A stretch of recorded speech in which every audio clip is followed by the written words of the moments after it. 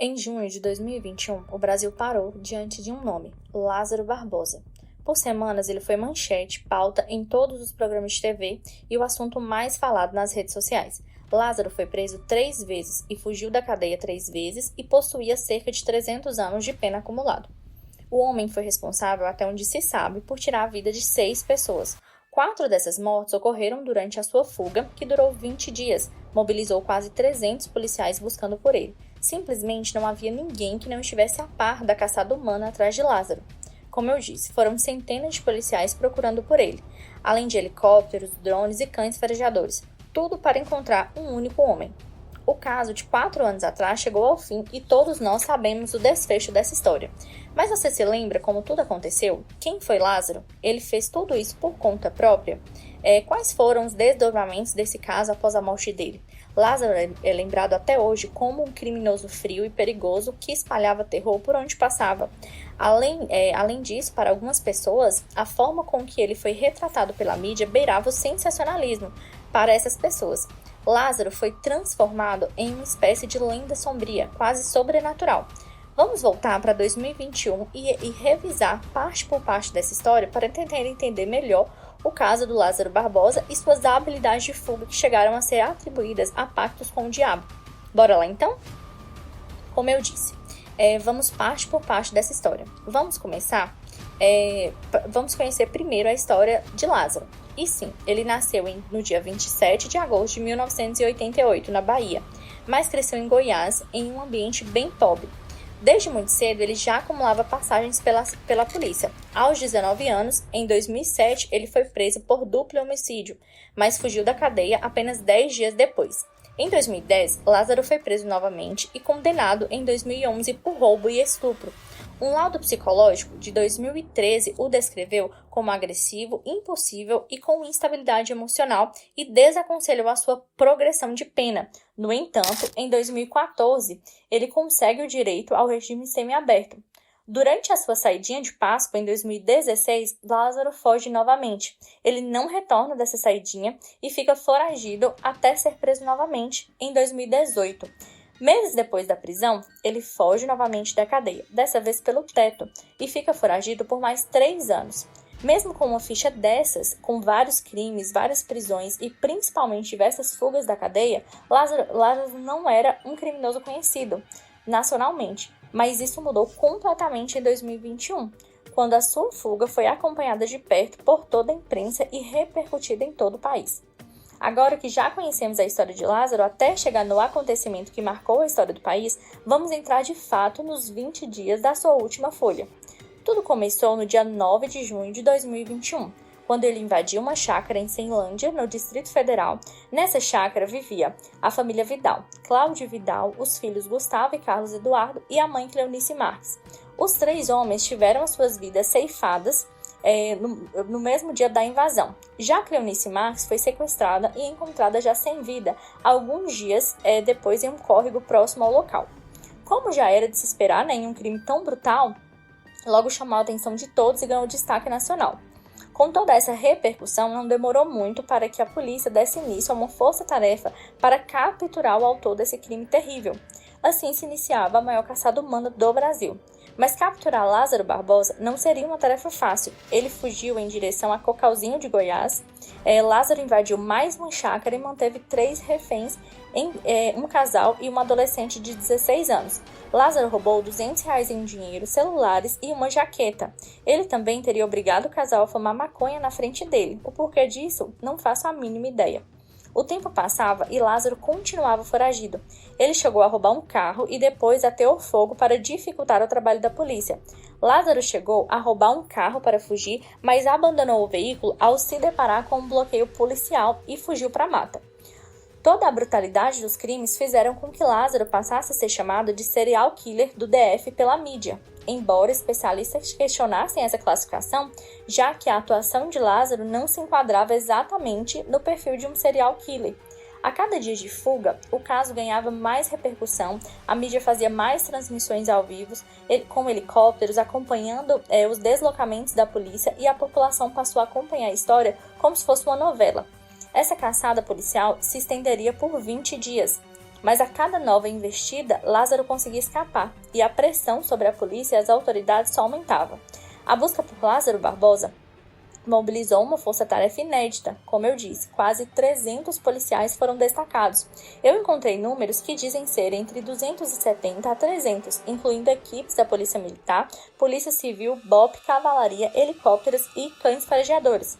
O cerco se concentrou principalmente em áreas rurais de Águas Lindas, Cocalzinho de Goiás e Ceilândia, lugares que Lázaro conhecia muito bem. A caçada continuou por dias a fio. A cada hora surgiam novas notícias. A sensação geral era que Lázaro estava sempre à frente da polícia. Com cobertura ao vivo nos principais jornais, os repórteres estavam sempre à beira das estradas, aguardando qualquer atualização da operação. A cada dia de fuga crescia a indignação e uma pergunta era sempre repetida: como um homem sozinho conseguia driblar centenas de policiais treinados? Bom, na internet virou uma figura mística. As pessoas começaram a chamá-lo de mateiro e comparar suas habilidades na mata com as de um guerrilheiro. Vieram os memes e as teorias da conspiração. Muitas delas insinuando que as habilidades de Lázaro eram, na verdade, fruto de um pacto que ele tinha feito com o diabo. O governador de Goiás, Ronaldo Caiado, passou a se pronunciar constantemente sobre o caso, prometendo que Lázaro seria pego. Enquanto isso, os moradores ali da região viviam em pânico. Fazendas foram abandonadas, escolas suspenderam as aulas e muitos se recusavam a sair de casa à noite. Um detalhe começou a chamar ainda mais atenção. Será que Lázaro estava agindo sozinho ou tinha ajuda? Rumores sobre o apoio logístico, esconderijos fornecidos e até ajuda paranormal começaram a circular. Após 20 dias de caçada, mais precisamente no dia 28 de junho de 2021, Lázaro Barbosa foi finalmente localizado em uma chácara em Águas Lindas de Goiás. Houve um grande confronto com a polícia e Lázaro foi atingido. Segundo informações oficiais, a polícia disparou cerca de 125 tiros durante o confronto e 38 deles atingiram Lázaro, que chegou a ser socorrido, mas não resistiu e morreu logo depois. O fim dessa perseguição marcou o desfecho de uma operação sem precedentes no país. Todo mundo acompanhou pela televisão e pelas redes sociais passo a passo. Toda a caçada desde o início da fuga, com a morte da família Vidal e até o fim dela, com Lázaro sendo morto pela polícia. No entanto, a morte de Lázaro causou debates críticos, questionaram o uso da força letal, argumentando que o criminoso poderia ter sido capturado com vida. De acordo com as minhas pesquisas, Lázaro não tinha reféns naquele momento. Por conta disso, veio as críticas. Afinal, com tanta força policial no local, sem reféns, era de se esperar que tentassem capturar o homem e não matá-lo.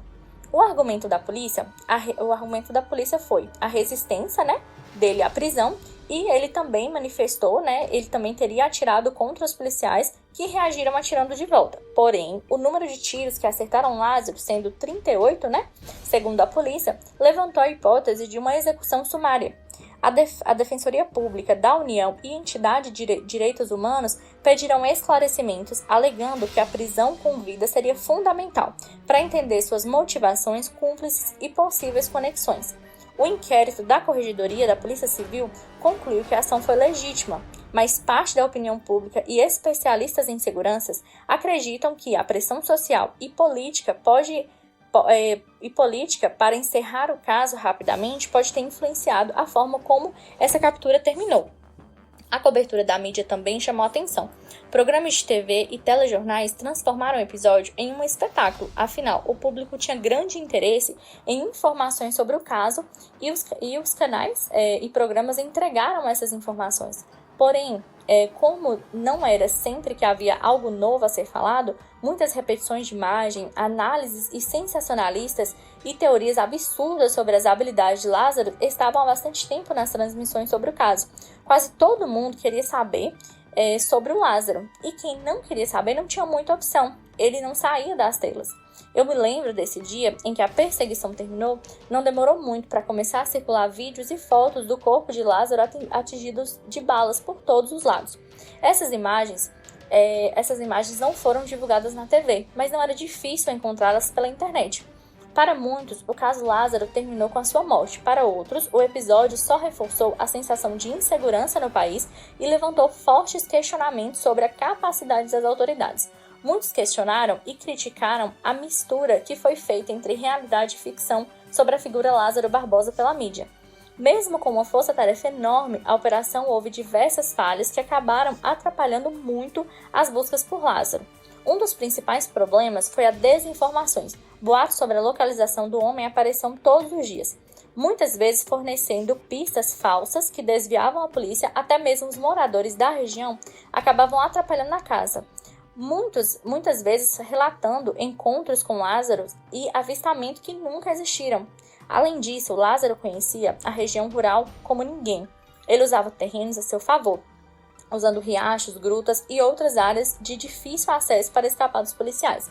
Outro ponto controverso foram os programas de televisão e transmissões ao vivo, que ao mesmo tempo em que informavam, acabavam por atrapalhar, por espalhar rumores e revelar estratégias policiais.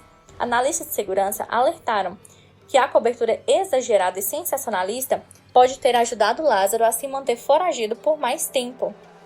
O clima durante a perseguição era bem tenso. Cada boato era tratado como notícia. Cada falha na operação aumentava a frustração da polícia. As críticas sobre a eficiência, um dos muitos boatos que apareceram durante as buscas por Lázaro, foi o de que a polícia teria encontrado um livro de São Cipriano, conhecido como Capa Preta, nos pertences de Lázaro. Capa Preta é um conhecido primórdio popularmente associado à bruxaria. Os boatos diziam que Lázaro usava esse livro para fazer rituais e oferendas para ficar invisível e escapar da polícia pela mata. Essa teoria nasceu na internet, viralizou muito rapidamente. Afinal, nada melhor para explicar um homem sozinho na mata conseguindo escapar de quase 300 policiais com tanta facilidade do que a magia, né? Eu lembro que na época essa história do livro São Cipriano foi tão difundida na internet que as pessoas simplesmente falavam como se fosse um fato. Mas esse boato foi rapidamente desmentido. No final, as habilidades de fuga de Lázaro foram explicadas pelo fato dele conhecer o território muito bem. Afinal, ele era conhecido como mateiro, uma espécie de especialista em mata fechada. Agora, a teoria de que ele não fez tudo isso sozinho já é outra história. A preocupação da polícia já estava em um grau elevado, afinal, cada falha na caçada por Lázaro poderia significar uma nova vítima. Lázaro morreu, mas a investigação do seu caso ainda não havia terminado. A preocupação da polícia não era somente confirmar os crimes que já eram atribuídos a ele, mas também descobrir se haviam cúmplices. A hipótese de que Lázaro atuava como um jagunço foi levantada. Jagunço é alguém contratado para eliminar pessoas em disputas de terra. E aquela região, a região que ele atuava, é conhecida por conter propriedades rurais enormes, e alguns relatos surgiam que fazendeiros poderiam ter se beneficiado da ação brutal de Lázaro Barbosa. Por isso havia uma suspeita de que esses fazendeiros poderiam ter ajudado o homem, de alguma forma. A investigação buscava entender melhor a trajetória criminosa e os fatores que levaram Lázaro a se tornar fugitivo recorrente. Suas passagens por presídios, relações pessoais e contatos foram analisados. O objetivo disso era mapear uma rede de possível colaboração para tentar entender se existia uma estrutura maior por trás do homem. Se ele realmente agiu sozinho, essas novas linhas de investigação geraram novas reportagens e debates sobre o que realmente aconteceu. Nesse caso, que sem dúvida nenhuma parou o Brasil. A imagem de Lázaro Barbosa até hoje sustenta um tom sombrio, uma história que mistura fatos suspeitos e teorias que ainda hoje alimentam discussões sobre o caso. Todo mundo tem alguma opinião sobre o assunto, que o caso Lázaro Barbosa deixou marcas profundas no Brasil, e isso não dá para negar. Durante 20 dias, o país inteiro acompanhou a história de um criminoso que parecia ser feito de fumaça. O clima de medo que se instalou, as questões sobre segurança pública e as falhas do sistema prisional do Brasil foram trazidos à tona por um único homem fugindo pela mata. E aos familiares, das vítimas, os meus mais profundos sentimentos. Discípulo de São Cipriano ou não, jagunço ou não, somente um homem perigoso em fuga sozinho ou contando com algum tipo de apoio secreto. O fato é um só. O caso Lázaro Barbosa entrou para a história do Brasil de uma forma brutal e totalmente bizarra. E é exatamente por isso que eu decidi contar esse caso aqui no canal. Afinal, aqui são fatos reais.